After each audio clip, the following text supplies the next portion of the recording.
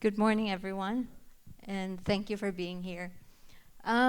So how do we, this is probably the least technical and the least scientific presentation in the whole conference.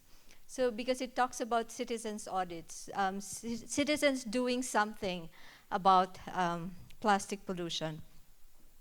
So the way that the way we started is because of doing waste audits was because we found out that while in the course of doing zero waste work in many communities with member organizations of Gaia and their partners, they found out that there was this small fraction of waste that, like, even if they go zero waste, they couldn't manage a certain fraction of waste, and this was all plastic. So we decided to develop a tool that we could use to look at waste, characterization and brands. So this tool was initially developed by Mother Earth Foundation, an organization in the Philippines doing work with zero waste work with communities. So we define waste audit as a composition and percentages of waste materials of a particular location at a specific time. And then we added it up, we added the component of a brand audit when Break Free from Plastic came about.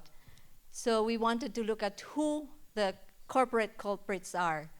And from the non-recyclable fraction, we looked at plastic packaging and identified the brands and the manufacturers. So you can find this tool in our website from Break Free from Plastic. So you have the link there. Oh, thank you. So it outlines the steps that we take, including looking at developing your plan and preparing the materials you need for the actual waste and brand audit, scoping out the area that you will be doing a cleanup in, and then training people to be able to identify the brands, the manufacturers, showing them how to record the information. And then, so in the information, we also look at the kind of materials as well as the kind of products. And then we do the actual audit. And then part of the work is to publicize what we get from the information that we collect from the brand audits. And then cleaning up and reporting it in a database so that we have a common place to take out all the information. And then for groups that are more maybe active and more political, they can take it to the corporations or take it to government. So they can use however they want to use it. So these are guides that we give to people who want to do brand audits. So just the package, the type of plastic. So we also differentiate between multi-layer and single-layer. And then the type of products, because these are the products that use a lot of plastic, single-use plastic. So they're mostly for fast-moving consumer goods, and these are household products, food packaging, and personal care products. And in 2018, Break Free from Plastic conducted waste audits all over the world. Let me see, I can't read. This was done by close to 10,000 volunteers in 239 cleanups in 42 countries on 6 continents, collecting 187,851 pieces of plastic pollution. So we have the report is in the link provided. You can read about it there. And the companies, the biggest, of course, was Coca-Cola, with their product, their waste, appearing in 40 out of 42 countries that we did cleanups in. And then PepsiCo, Nestle, Danone, Mondelez International, Procter & Gamble, Unilever, Perfetti Van Mel, Mars Incorporated, and Colgate-Palmolive. So, oh, is that the right one? Okay. Yeah, Gaia did another report that was released recently. I think it was in January that we released this report. It's called Plastics Exposed, and this is about waste and brand audits done by Mother Earth Foundation and Gaia. And they looked at 21 cities in the Philippines, because Gaia and Mother Earth Foundation have been working with zero waste communities. And so they looked at 21 waste assessments in 6 cities and 7 municipalities across the Philippines. So here you will see the link again to our report. And just taking out some important aspects in the report. We looked at the Philippine waste generation data. It's 52% compostable material, 28% recyclables, 18% residual waste, and 2% special waste. This is data from the Department of Environment and Natural Resources. And then we looked at what we found in the waste data that we collected in the course of our waste assessments of the 21 waste assessments. And we found out that in that residual fraction, which it was mostly plastics. So we have 52.29% sachets, 23.97% labo bags or film bags.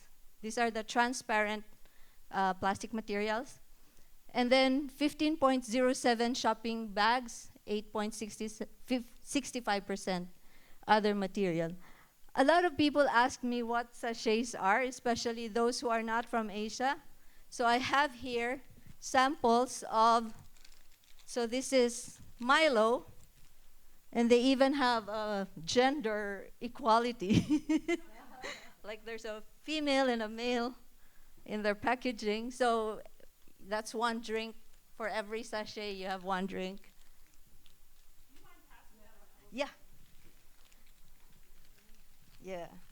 And this is coffee. This is very common. Very common. This is hair conditioner for long, straight hair.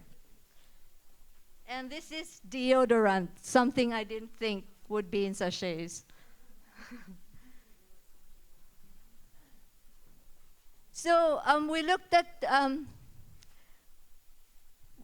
the plastic waste generation, and for sachets, we found out that the Philippines uses 163,732,476 sachets per day.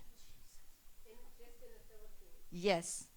So this is extrapolated data from the waste assessments that we did. So we looked at it, we extrapolated it to national level. And then the carrier bags, we have 48,125,813. The transparent or translucent bags, we have 45,228,043 per day. And surprisingly, diapers, disposable diapers. Yeah. So we looked at how sachets would probably could be visualized when talking to consumers. And we said that if we put it in Metro Manila, side by side with, if you have an average sachet size of 32.5 square meters, and you put it side by side in the whole land area of Metro Manila, we would be knee-deep, almost knee-deep, in sachets. every single day.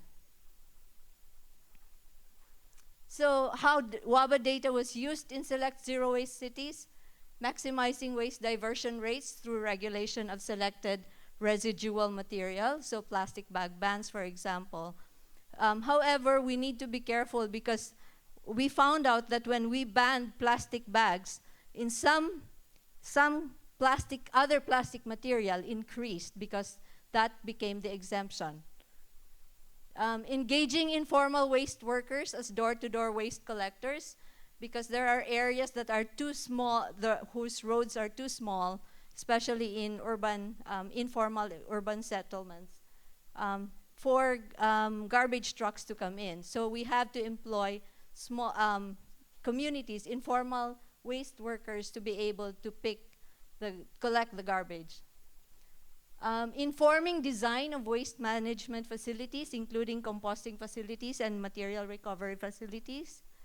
And then projecting landfill capacity, lifespan, and support investments in zero waste infrastructure. I think this is my last slide. So we found out that by using data, the WABA data, we are able to expose the role of global corporations. We found out that most of the plastics that we actually have were from the corporations. Unmask how the industry has passed on the blame for the waste to consumers and the responsibility of cleaning up to governments.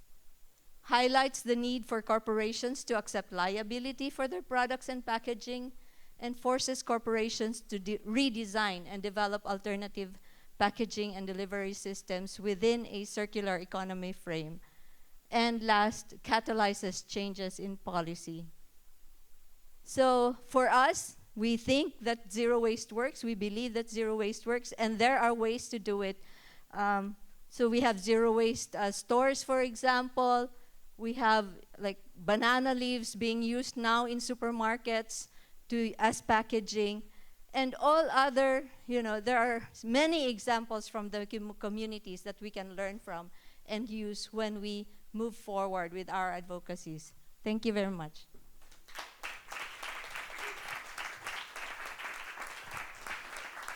Thank you so much, Beau.